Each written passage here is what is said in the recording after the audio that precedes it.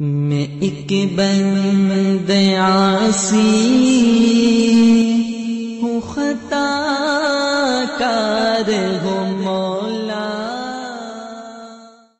حضرت ابو ہریرہ رضی اللہ تعالیٰ عنہ کہتے ہیں کہ رسول پاک صلی اللہ علیہ وسلم نے ارشاد فرمایا، کوئی بھی شخص اس وقت تک جنت میں داخل نہیں کیا جائے گا جب تک کہ اس کو دوزخ میں وہ جگہ نہ دکھائی دی جائے گی جو اس کا ٹھکانہ ہوتا اگر وہ بری کام کرتا، اور یہ اس لیے ہوگا کہ وہ دنیا میں بری کام سے بچنے کی توفیق ملنے اور دوزخ میں جانے کے بجائے جنت میں داخل کی جانے پر زیادہ سے زیادہ شکر ادا کر سکے، یہ اس لیے دکھائے گا۔ اور کوئی بھی شخص اس وقت تک دوزخ میں نہیں ڈالا جائے گا جب تک کہ اس کو جنت میں وہ جگہ نہ دکھائی جائے گی جو اس کے لیے مخصوص تھی اگر وہ نیک کام کرتا، اور یہ اس لیے ہوگا تاکہ وہ زیادہ سے زیادہ حسرت اور ندامت میں مبتلا ہو جائے کہ تیرا اصل ٹھکانہ تو جنت تھا۔ تو ہر آدمی کے لیے جنت اور دوزخ میں ایک ایک سیٹ مقرر ہے۔ حضرت ابو ہریرہ رضی اللہ تعالیٰ عنہ بیان کرتے ہیں کہ نبی کریم صلی اللہ علیہ وسلم کی خدمت میں گوشت لایا گیا، اس میں سے دستی کا گوشت آپ علیہ السلام کو پیش کیا گیا جو آپ کو بہت پسند اور مرغوب تھا۔ آپ علیہ السلام نے فرمایا، آپ علیہ السلام نے اس گوشت میں سے دانتوں سے نوچ نوچ کر کھایا اور پھر فرمانے لگے کہ میں قیامت کے دن جب لوگ دو جہاں کے پروردگار کا فیصلہ سننے کے انتظار میں کھڑے ہوں گے تمام لوگوں کا سردار ہوں گا۔ اس دن سورج بہت قریب ہوگا اور لوگوں کی حالت اس قدر کربناک اور غم اور فکر سے بوجھل ہوگی کہ وہ ہمت ہار بیٹھیں گے، یعنی صبر اور استقامت پر قادر نہیں ہوں گے، اور نہایت حیرانی اور پریشانی کے عالم میں ایک دوسرے سے کہتے پھریں گے کہ آخر تم کسی ایسی شخص کی تلاش کیوں نہیں کرتے جو تمہاری پروردگار سے تمہاری سفارش کر دے۔ چنانچہ لوگ حضرت آدم علیہ السلام کے پاس آئیں گے۔ اس کے بعد حضرت ابو ہریرہ رضی اللہ عنہ نے یا خود نبی علیہ السلام نے شفاعت کے سلسلے میں حدیث کی وہی اجزاء بیان کیے جو پہلے حدیث میں بیان کی جا چکی ہے کہ لوگ آدم علیہ السلام کے پاس، پھر نوح علیہ السلام کے پاس، پھر حضرت ابراہیم علیہ السلام کے پاس، پھر موسیٰ علیہ السلام کے پاس، پھر حضرت عیسیٰ علیہ السلام کے پاس۔ تو یہ ذکر کرنے کے بعد آپ علیہ السلام نے فرمایا، پس میں لوگوں کے پاس سے روانہ ہوں گا اور عرش کی نیچے آؤں گا اور وہاں اپنے پروردگار کے سامنے سجدہ میں گر پڑوں گا۔ پھر اللہ تعالیٰ مجھ پر اپنی حمد اور بہترین ثنا کے وہ الفاظ اور آداب حضوری کے وہ طریقہ القاء فرمائے گا جو اس سے پہلے مجھ سے کسی اور کو القاء نہیں کیے ہوں گے، بلکہ اس وقت سے پہلے مجھ کو بھی اس کا کوئی علم نہیں ہوگا، جیسا کہ پہلے اس حدیث میں اس طرف اشارہ کیا جا چکا ہے۔ پھر اللہ تعالیٰ فرمائے گا کہ محمد صلی اللہ علیہ وسلم اپنا سر اٹھاؤ، جو چاہتے ہو مانگو میں دوں گا، اور جو شفاعت کرنا چاہتے ہو تو کرو میں قبول کروں گا۔ نبی علیہ السلام نے فرمایا، میں سر اٹھاؤں گا اور عرض کروں گا کہ میرے پروردگار میری امت کو بخش دیجئے، میری امت کو بخش دیجئے۔ تب کہا جائے گا کہ محمد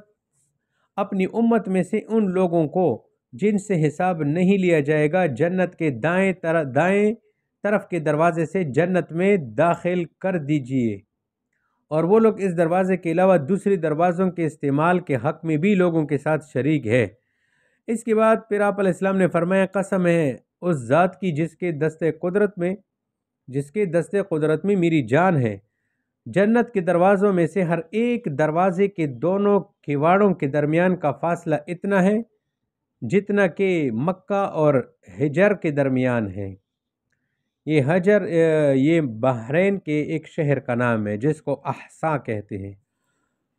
وعن سہل بن سعد قال قال رسول اللہ صلی اللہ علیہ وسلم انی فرطکم علی الحوض من مر علی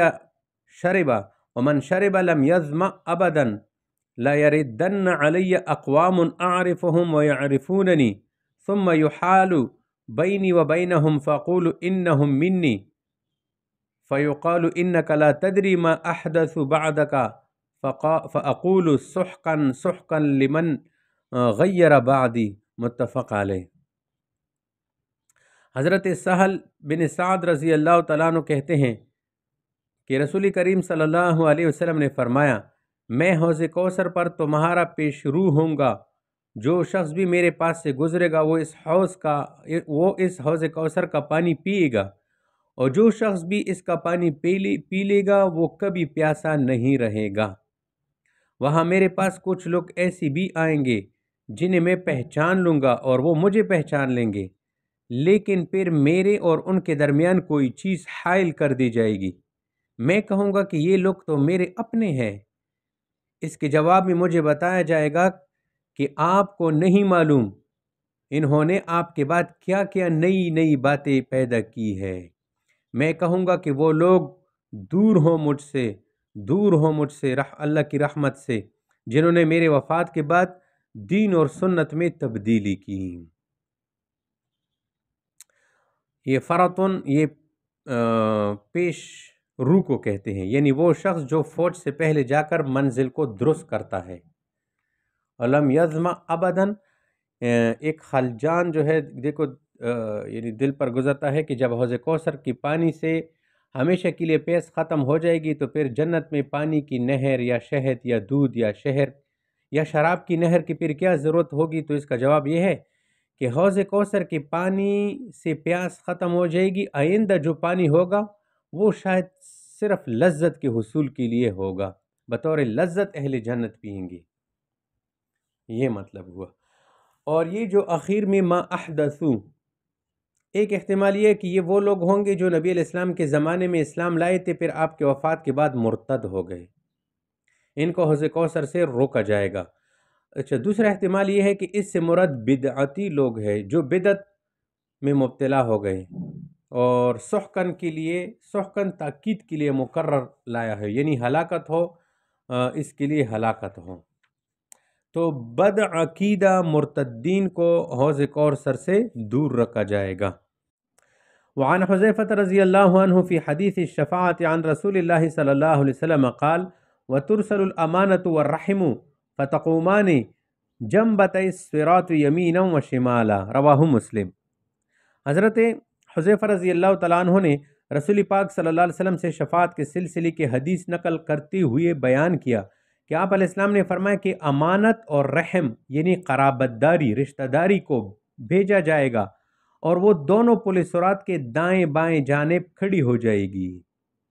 امانتوں اور صلہ رحمی کو بھیجا جائے گا اور وہ پل صراط کے ارد گرد کھڑے ہو جائیں گے تاکہ صلہ توڑنے والوں سے اپنا حق لے لے، اور صلہ جوڑنے اور امانت دار لوگوں پر یہ گواہی دے دے کہ انہوں نے ہمارا حق ادا کر دیا، اور صلہ توڑنے اور خیانت کرنے والوں پر گواہی دے دے کہ انہوں نے ہمارا حق ادا نہیں کیا۔ اس حدیث سے صلہ توڑنے والوں اور خیانت کرنے والوں کی آنکھیں کھل جانی چاہیے کہ میدان محشر کے تمام حسابات سے فارغ ہو کر پل صراط پر پھر دیانت اور امانت اور قرابت اور صلہ کا حساب دینا ہوگا۔ اگر وہاں سے پاس ہو گیا تو آگے جنت میں جائے گا، ورنہ دوزخ میں گرا دیا جائے گا وہیں سے۔ ان اللہ وملائکتہ یصلون علی النبی یا ایہا الذین آمنوا صلوا علیہ وسلموا تسلیما۔